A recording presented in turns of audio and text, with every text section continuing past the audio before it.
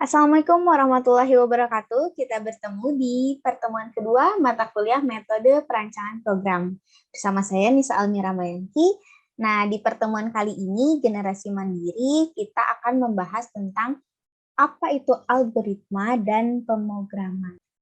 Apa sih itu perancangan program? Nah, perancangan program di sini merupakan pengembangan solusi terhadap identifikasi masalah dan menghasilkan serangkaian instruksi yang membangun sebuah program komputer untuk menghasilkan output. Output itu berarti hasil.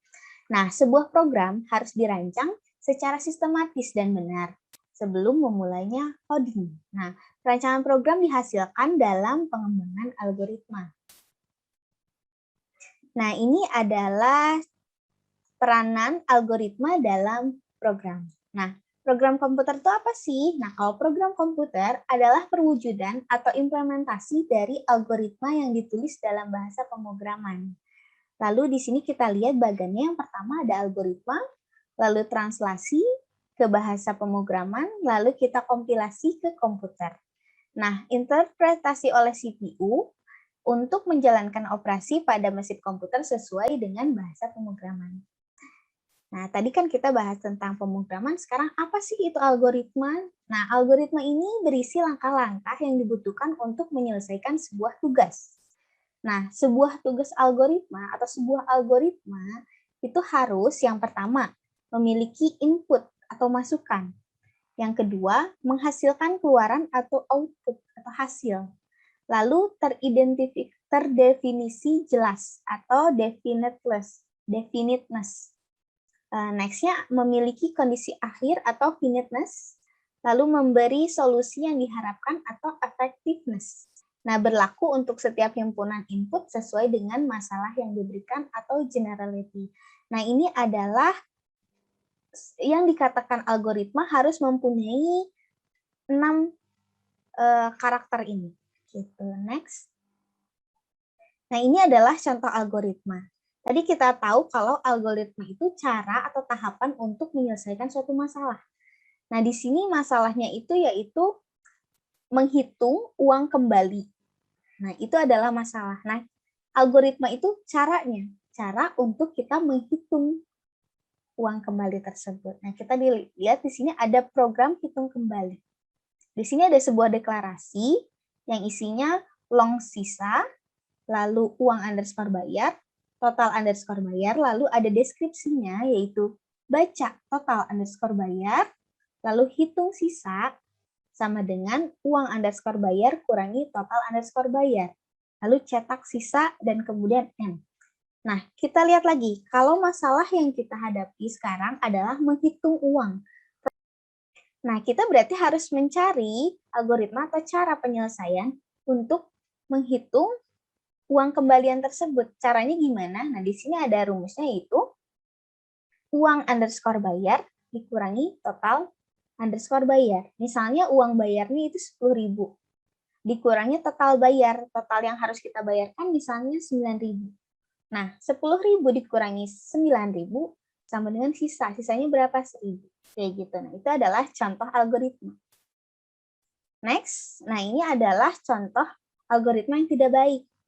Nah, di sini ada program cetak underscore berulang. Nah, mencetak kata sebanyak i. Nah, kita lihat deklarasi integer i-nya ini sama dengan 0 di deskripsi. Nah, while i kurang dari 5, i kurang dari sama dengan 5, maka cetak Universitas Nusa Mandiri.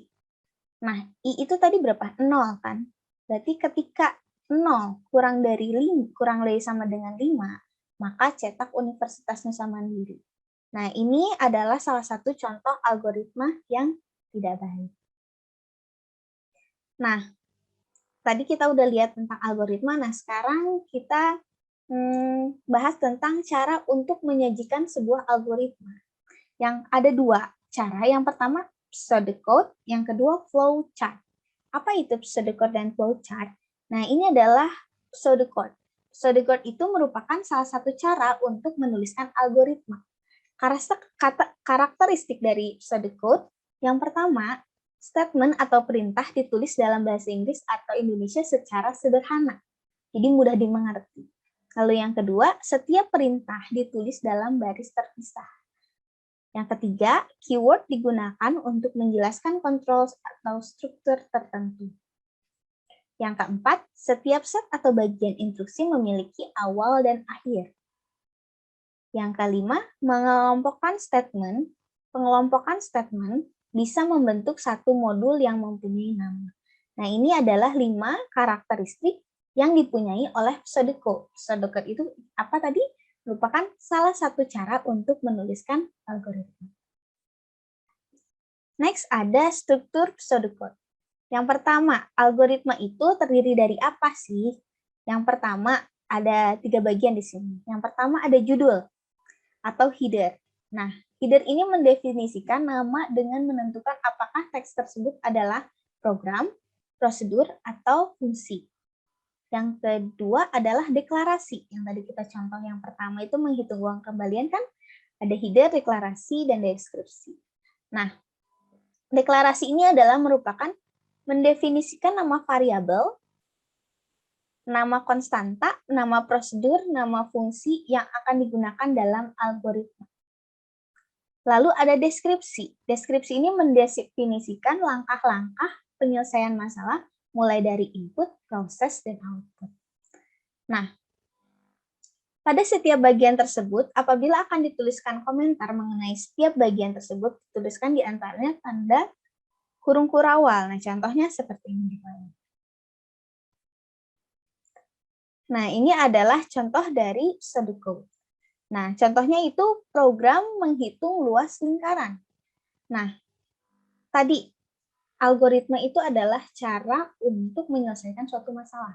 Masalah kita saat ini adalah bagaimana caranya untuk menghitung luas lingkaran apabila jari-jari lingkaran tersebut diberikan.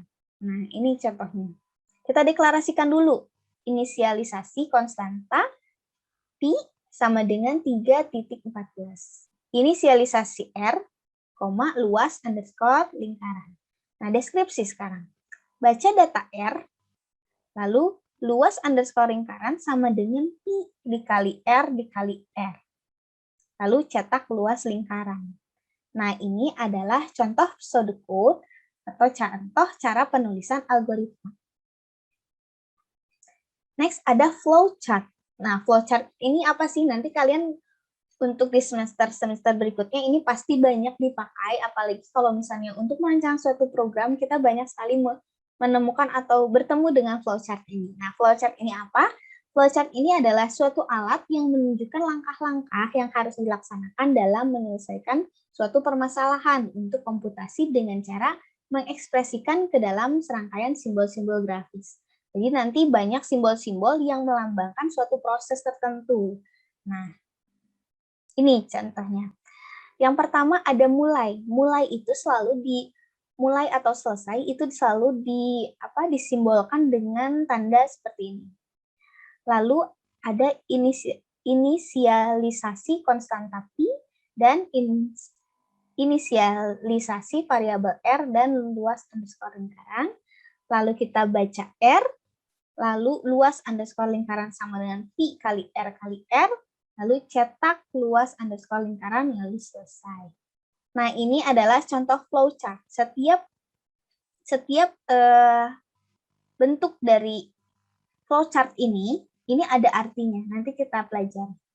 Ya, nah ini adalah contoh flowchart. Nah, ini dia. Yang pertama, ada simbol input dan output. Simbolnya seperti ini. Ini digunakan untuk menggambarkan proses memasukkan data yang berupa pembacaan data dan sekaligus proses keluaran yang berupa pencetakan data. Lalu ada subroutine. Nah, simbol ini digunakan untuk menggambarkan proses pemanggilan subprogram dari main program atau rekursivitas. Lalu, next ini yang bulat ini adalah konektor. Nah, digunakan untuk menghubungkan alur proses ke dalam satu halaman atau halaman yang sama. Next ada off-page connector. Digunakan untuk menghubungkan alur proses dalam halaman yang berbeda atau halaman berikutnya. Nah, jika tadi kita udah berbicara tentang flowchart, selanjutnya kita membahas tentang data programming. Nah, program ditulis untuk memproses suatu data. Dibutuhkan pemahaman yang baik terhadap sifat dan struktur dari data yang sedang diproses. Data dalam program mungkin dapat berupa variabel tunggal seperti integer, karakter, atau kelompok lain seperti array atau file. Nah, sekarang kita mengenali tentang variabel dan konstanta. Apa itu variabel? Variabel adalah nama yang diberikan kepada kumpulan sel memori untuk menyimpan item data tertentu yang nilainya dapat berubah pada program dieksekusi. Contohnya, nama mahasiswa. Nah, divariabelkan jadi nama MHS. Kalau variabel ini biasanya nggak boleh pakai spasi ya. Jadi kalau misalnya tanggal lahir itu pakai underscore biasanya, tanggal PGL underscore lahir. Lalu alamat dan lain-lain. Banyak contohnya ya. Lalu, yang kedua adalah konstanta. Konstanta ini adalah item data dengan nama dan nilai yang tetap sama selama program dieksekusi. Contohnya adalah define P 3.14 atau P sama dengan 3.14. Nah, ini adalah contoh dari konstanta. Nah, selanjutnya kita bahas tentang elemen-elemen apa saja sih yang ada di dalam sebuah program. Yang pertama ada aturan leksikal, yang kedua adalah tipe data, yang ketiga adalah expression, yang keempat adalah statement, yang kelima adalah function dan prosedur. Ya, selanjutnya kita bahas tentang token. Apa sih itu token? Token itu atau kata yaitu elemen terkecil pada bahasa pemrograman yang memiliki arti penting bagi compiler. Yang termasuk token di antara lain ada identifier, keyword, operator, dan sebagainya. Nah, token yang satu dengan yang lainnya dipisahkan dengan satu atau lebih spasi, tabulasi, baris baru, atau komentar. Nah, yang kedua adalah komentar. Nah, komentar ini digunakan untuk memberikan suatu keterangan yang akan menjelaskan isi dari program secara singkat. Nah, komentar hanya sebuah tulisan pada program yang tidak akan diproses oleh komputer. Jadi hanya dibaca oleh kita sebagai programmernya saja. Lalu bertindak sebagai dokumentasi. Notasi komentar pada setiap bahasa pemrograman berbeda-beda. Contohnya, komentar pada Pascal itu diawali dan diakhiri dengan kurung kurawal. Nah, di komentar pada C++ diawali dengan garis miring 2. Lalu komentar pada Visual Basic diawali dengan tanda kutip 1. Setelah kita tadi membahas tentang komentar, selanjutnya kita bahas tentang identifier. Apa sih identifier ini? Identifier adalah token yang mempresentasikan nama suatu seperti variabel atau konstanta, field atau atribut, lalu prosedur atau fungsi, dan lain-lain. Aturan pemberian nama identifier yang pertama adalah karakter pertama harus berupa huruf. Yang kedua, karakter kedua dan selanjutnya dapat berupa huruf, angka, atau underscore. Yang ketiga, tidak boleh menggunakan karakter simbol seperti hashtag, dan sebagainya, kecuali underscore. Dan tidak boleh menggunakan kata kunci atau keyword atau reservoir words. Nah, selanjutnya ini adalah identifier, masih di identifier. Nah, huruf besar atau kecil dianggap berbeda, khusus di C++. Tidak boleh ada spasi. Lalu nama identifier sebaiknya disesuaikan dengan kebutuhan atau sesuai objek yang akan diberi nama. Nah, contoh penamaan identifier itu seperti apa nih? Yang contohnya seperti ini. ID cast atau ID customer biasanya disingkat jadi ID cast gitu. Lalu ada tanggal lahir, TGL underscore lahir, lalu nomor telepon misalnya di telepon 1 dan lain sebagainya. Nah, selanjutnya ada contoh penamaan identifier yang tidak benar. Nah, yang tadi ada add-nya, add KD kode barang, misalnya KD by GRG. Nah, lalu ada double, nama strip depan, harusnya nama underscore depan, atau NM underscore DPN, misalnya kayak gitu. Lalu ini berat badan tapi pakai diawali dengan angka. Jadi, 3 erat underscore badan. Nah, ini adalah contoh penamaan identifier yang tidak benar. Ya, selanjutnya adalah keyword atau reserved word. Keyword atau reserved word merupakan kata-kata yang telah ada atau didefinisikan oleh bahasa pemrograman yang bersangkutan. Kata-kata tersebut telah memiliki definisi yang sudah tetap dan tidak dapat diubah. Karena telah memiliki definisi tertentu, maka kata-kata ini tidak dapat digunakan sebagai identifier. Contoh dari keyword adalah break, switch, continue, repeat, until, function, dan lain-lain. Selanjutnya adalah operator. Nah, operator ini apa? Operator merupakan simbol-simbol khusus yang digunakan untuk mengoperasikan suatu nilai data atau operan. Operator yang digunakan dalam pemrograman di sini ada 6. Nah, yang pertama ada arithmetic, assignment, logical, relational, pointer, dan bitwise. Nah, ini kita bahas tentang tipe data. Nah, tipe data ini yang nanti kalau kita mau membuat suatu pemrograman, kita harus tahu nih data apa saja dan tipe data apa saja. Nah, tipe data ini digunakan untuk menentukan jenis nilai yang dapat ditampung oleh suatu variabel yang nanti juga akan disimpan oleh database. Nah, pada suatu bahasa pemrograman, umumnya telah menyediakan tipe-tipe data yang sederhana atau simple, maupun yang terstruktur, dan apabila kita membutuhkan tipe data yang belum tersedia, kita dapat mendefinisikan sendiri tipe data baru yang disebut enumerated type. Nah, ini adalah contoh tipe data. Yang pertama adalah tipe integer. Nah, kalau misalnya tipe integer ini, kalau misalnya di bahasa Pascal, ada byte, ada short int, ada integer, ada word, ada long int. Nah, kalau di bahasa C, ada char, ada unsigned char, signed char, int, short, sama long. Kalau jangkauan nilainya, itu ada 0 sampai 255. Nah, tipe integer ini berarti nilai jangkauan nilainya 0 sampai 255, lalu minus 128, dan seterusnya. Seperti itu. Ya, next ada real atau pecahan. Nah, kalau dalam bahasa Pascal, real sama double. Kalau di bahasa C ada float sama double. Nah, isinya adalah, kalau real, ini adalah 3.4, dan seterusnya. Lalu kalau misalnya double, contohnya 1,7, bla bla bla. Gitu. Next ada string. Nah, string ini itu kalau dalam bahasa Pascal itu string atau char, ini satu karakter, kalau di bahasa C itu nggak ada. Lalu selanjutnya ada boolean. Boolean itu kalau ada bahasa Pascal itu boolean, kalau bahasa C itu bool.